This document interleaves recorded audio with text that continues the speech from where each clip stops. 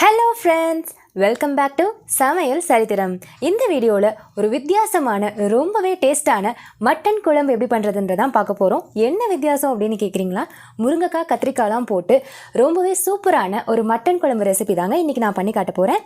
Mutton பிடிக்காதுன்னு சொல்கிறவங்களும் விரும்பி சாப்பிடுவாங்கங்க. வீடியோக்குள்ள போகிறதுக்கு முன்னாடி நம்ம சேனலை சப்ஸ்கிரைப் பண்ணாதவங்க மறக்காம சப்ஸ்கிரைப் பண்ணிக்கோங்க. கூடவே பெல் பட்டனை கிளிக் பண்ணி ஆல் நோட்டிஃபிகேஷன் கொடுத்துக்கோங்க. அப்பதான் நாங்கள் போஸ்ட் பண்ற வீடியோஸ் உடனுக்குடன் உங்களுக்கு நோட்டிஃபிகேஷன்ஸ் வரும். நீங்களும் தவறாம நம்மளோட வீடியோஸை பார்க்க முடியும். சரி வாங்க, மட்டன் குழம்பு எப்படி பண்றதுன்றதை பார்த்துடலாம். அளவுக்கு நல்லா காஞ்சதும் நம்ம ஒரு 2 ஸ்பூன் ஆயில் ஆட் பண்ணிக்கலாங்க. அடுத்து நம்ம 1/2 கிலோ மட்டன் வாங்கி நல்லா வாஷ் பண்ணி எடுத்து வச்சிருக்கோம். இதை சேர்த்துக்கலாம். இதை அப்படியே எண்ணெயிலேயே கொஞ்சம் ஃப்ரை பண்ணுங்க. லைட்டாக ஃப்ரை ஆனால் போதும். நம்ம அப்படியே குக்கரில் வேக போட போகிறோம் மட்டனை.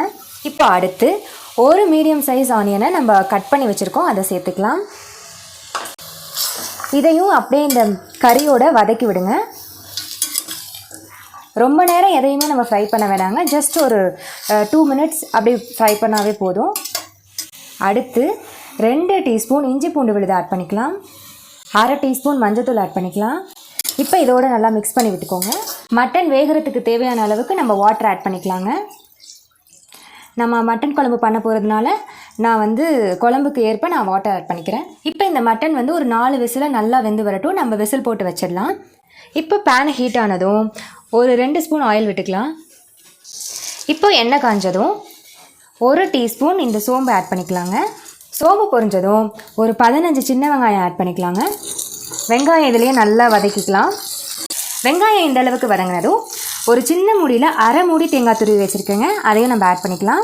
இப்போ இதோட நல்லா இதை வதக்குங்க. தேங்காவை ஆட் பண்ணி ஒரு நிமிஷம் தாங்க. இப்போ நம்ம ஒரு 3/4 டீஸ்பூன் இந்த கசகசாவை ஆட் பண்ணிக்கலாம்.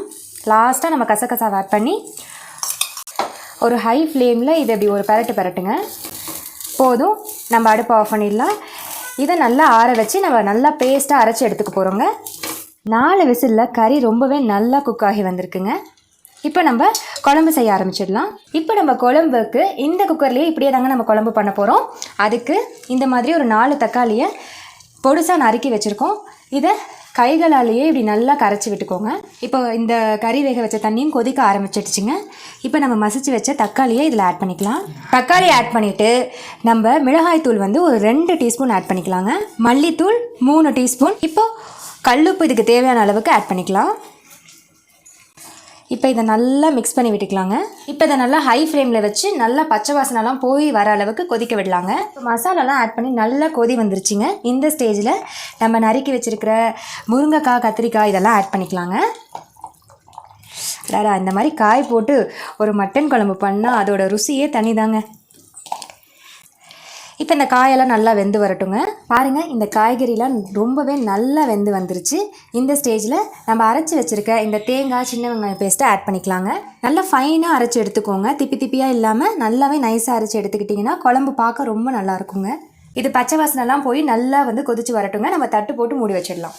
பாருங்கள், இந்த தேங்காய் வெங்காயம் அரைச்சி போட்டு அந்த பச்சை வாசனைலாம் போய் குழம்பு நல்லாவே கொதிச்சு வந்துருச்சுங்க. இப்போ புளிப்புக்காக கொஞ்சம் லெமன் ஆட் பண்ணிக்கலாங்க. லெமன் ஆட் பண்ணிவிட்டு இது லைட்டாக கிளறி விட்டுக்கோங்க. மீடியம் ஃப்ளேம்லேயே இருக்கட்டும். இப்போ நம்ம குழம்புக்கு தாளித்து அதை நம்ம ஆட் பண்ணிக்கலாம். இப்போது ஆயில் ஆட் பண்ணிக்கலாங்க. நல்லா ஒரு 3 கரண்டி ஆயில் ஆட் பண்ணிக்கலாம். எண்ணெய் காஞ்சதும் பட்டை கிராம்பு இதெல்லாம் ஆட் பண்ணிக்கலாம். பட்டை கிராம்பு பொரிஞ்சதும் 1/2 டீஸ்பூன் சோம்புத்தூள் ஆட் பண்ணிக்கலாங்க.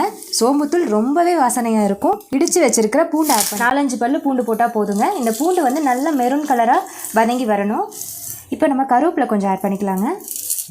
இப்போ இந்த மாதிரி நம்ம தாளிச்சிக்கிட்டதை அப்படியே இந்த குழம்புல ஆட் பண்ணிக்கலாம். இப்போ இந்த இதை நல்லா கிளறி விட்டுக்கலாங்க. மீடியம் ஃப்ளேமில் தான் அடுப்பு இருக்குது. ஃபைனலாக நறுக்கி வச்சுருக்க இந்த மல்லி தலைகளை ஆட் பண்ணி அடுப்பு ஆஃப் பண்ணிடலாம். அவ்வளோதாங்க, நம்மளோட ரொம்பவே டேஸ்டான இந்த காய்கறிலாம் போட்டு வைக்கக்கூடிய மட்டன் குழம்பு தயாராகிடுச்சு. வாசமும் ரொம்பவே பிரமாதமாக வந்திருக்குங்க. கட்டாயமாக நீங்களும் ஒரு முறை இந்த மாதிரி முருங்கைக்காய் கத்திரிக்காய் இதெல்லாம் சேர்த்து ஒரு மட்டன் குழம்பு வச்சு சாப்பிட்டு பாருங்கள். எப்படி இருந்தது அப்படின்றத மறக்காமல் கமெண்ட் செக்ஷன் சொல்லுங்கள். இந்த வீடியோ உங்களுக்கு பிடிச்சிருந்தா லைக் பண்ணுங்கள், ஷேர் பண்ணுங்கள். அண்ட் நம்மளோட சேனலை கட்டாயமாக சப்ஸ்கிரைப் பண்ணிக்கோங்க. தேங்க்யூ.